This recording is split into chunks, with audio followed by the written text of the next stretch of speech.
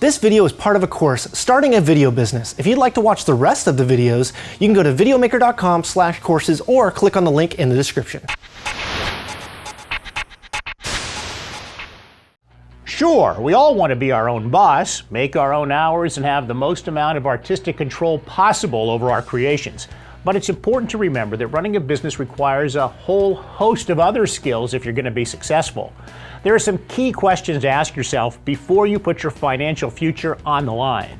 To run a business, you need to have a solid grasp on your strengths and weaknesses to make sure your business thrives. To begin with, ask yourself if you're self-disciplined, tenacious, and organized.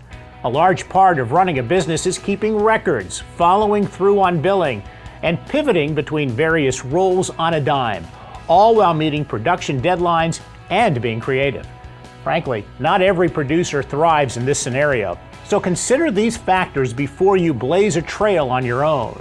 So running a successful business requires excellent entrepreneurial traits. You have to be competent at a lot of things. I think a lot of us go into business knowing we're really good at one of those things, and we think that maybe that's enough. You're burdened with the risk. Things don't work out. You're going to lose some personal assets and credibility. And responsibility, making sure the day-to-day, moment-to-moment, that things are attended to. We've all got strengths and weaknesses. My strengths lay in a lot of the tasks that I take on. So thinking about the strategy of the company, thinking about the major consulting with the clients, head of creative, those types of things. I think also being comfortable with ambiguity, so things are not often as clear as they should be in terms of what is the most important thing to do next. That's probably the biggest challenge I have, or the biggest piece of advice that I wish I could get from somebody is a unique insight. What is the most important thing to do next? There's always way too many things to do and not enough time. So trying to measure effort that you're required to complete a given task and forecast the impact. Another factor you'll want to consider is how you cope with extreme uncertainty. There's no guarantees for any job, but running your own business brings a whole host of other variables that can leave your future cloudy at best. Can you handle the ebb and flow of profits and losses? Are you comfortable knowing you may not receive a steady paycheck? Are you prone to anxiety and doubt? With so much uncertainty being a part of business, carefully consider what type of person you are, and be sure you're able to keep a positive outlook whether the chips are up or down.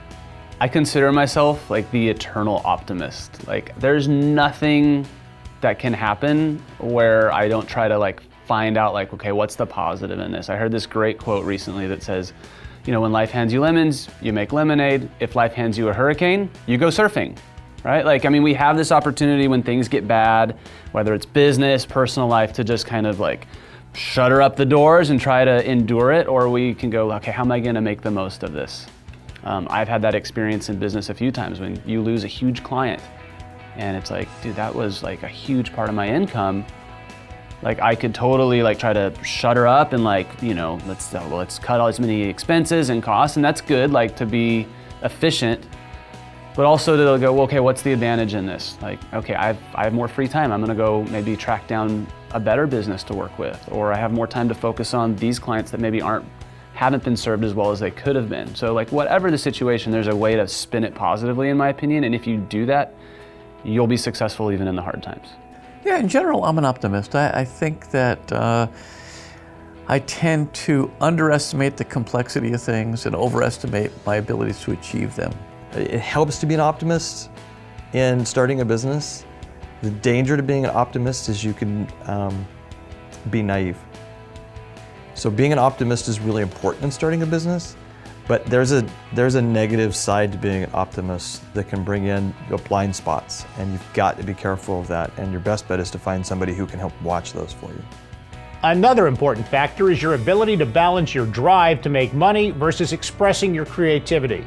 Every good video producer has a creative streak in them, but not every producer has an innate drive to succeed financially. It's important to have a balance between these two factors to run a successful business. While there may be many projects where the two desires function in perfect harmony, you may have to take on work that is less than creatively fulfilling to keep the bottom line healthy. I think there's two big motivating factors going into like any type of creative business. And you find people that they just want to be creative and they want to create, and that's like their passion. And you find people that want to make money, which is a big thing in business. I think to be successful, you have to want to do both, and you have to want to give 100% to doing both. I talk about a philosophy that's called passion and provision. If you're not working in a job that allows you to do the things that generate that flow, that juice, that excitement, that enjoy, that's the passion part, but it's got to provide. And in a business, especially when you're starting your own business, you've got to figure out how to make the numbers work so that there is a provision, because if you're not breaking even, if you don't have cash flow, you don't have a business. For my business partners, like being profitable, like focusing on how do we make money, how do we maximize our profits, that's very important. And at the same time, if that's all I focused on, then we probably wouldn't be profitable, because the work wouldn't be as good as it could be. And we wouldn't be fulfilled in our job. So for me, it's this combination of like having passion about what you do and saying it's okay to make a profit and to try to be successful financially. Because ultimately, the two of those will build each other up. If you're focusing on one or the other, it's like trying to, put two different columns and put something on top of the thing that's gonna fall over. It's like you have to have both for it to, in my opinion, to be really successful. Running your own business also means getting your own clients, so you have to be capable of marketing yourself and your business to potential clients. Do you have the social skills and confidence to get a client to choose you over your competitor?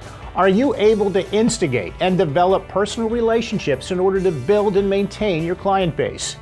These are essential skills for any business owner, and video production is no exception. I get a lot of emails, phone calls, somebody shopping around. I'm just trying to get a ballpark price on producing a 5-minute video about finances. And my answer is like, okay, when do you want to meet? And well, I'm just looking for this, I'm just shopping around right now. I'm like, okay, well, shop around. If you want to meet, we can talk. Like I rarely give people a price just based on an email or anything like that. Because to me, it's not fair to them, it's not fair to me.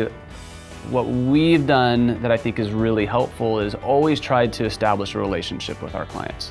To get to know them, to understand their needs, to understand what it really is that they're looking for. Because ultimately, I tell people,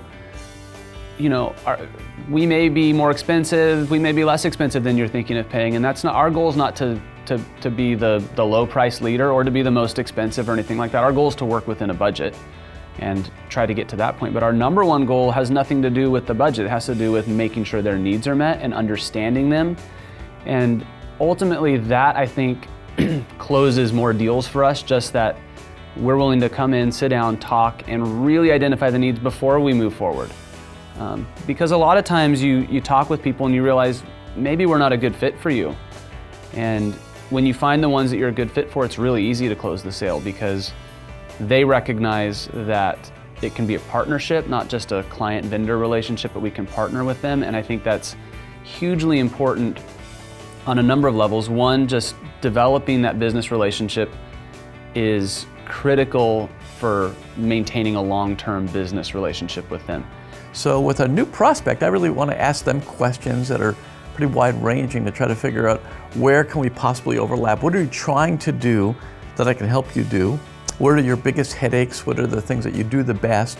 I got to plan to have the conversation before I ever have it. I've got to know it's coming, and I've got to think through what it is that can help start a conversation and generate it, and then what can pique somebody's interest. What are their biggest assets? What are the biggest pain points?